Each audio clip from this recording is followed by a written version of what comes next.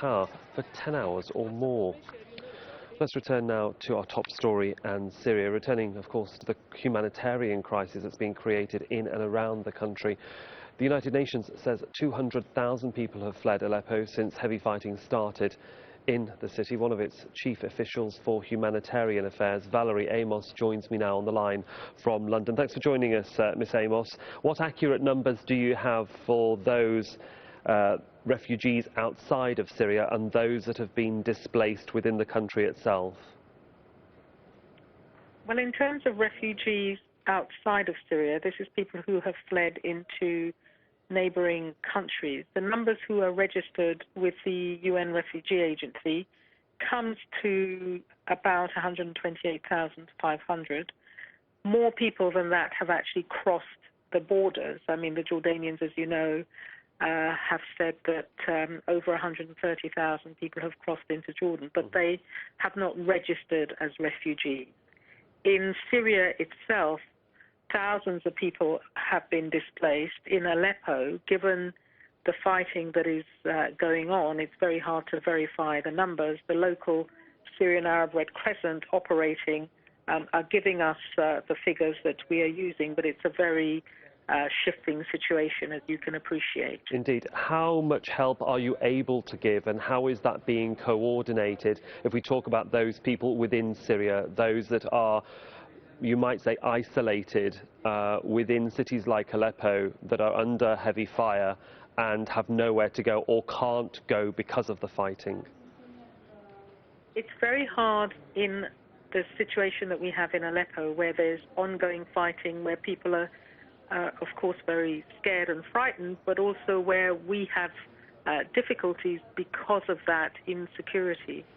Generally across Syria, particularly in relation to food aid, we have managed to increase our efforts significantly working through the Syrian Arab Red Crescent. We've also managed to get 5 mobile health units going.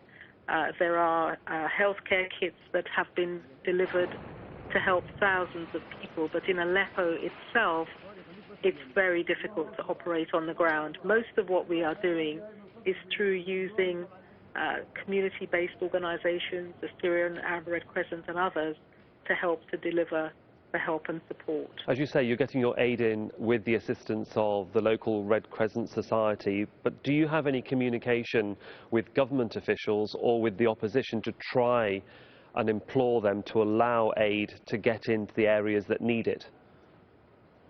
Oh, absolutely.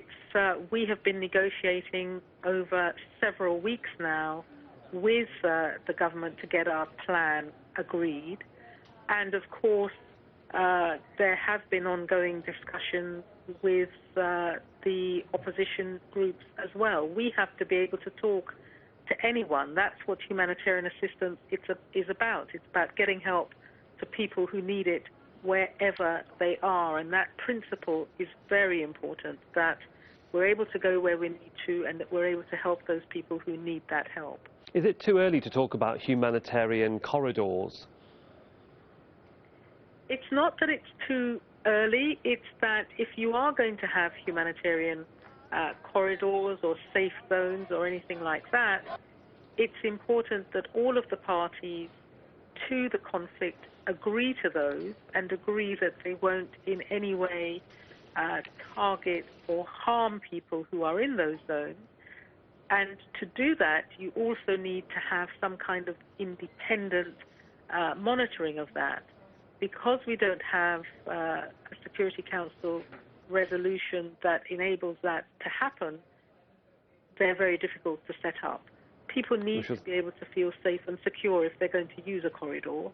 They need to be independently policed in some way, and we don't have that situation in Syria right now.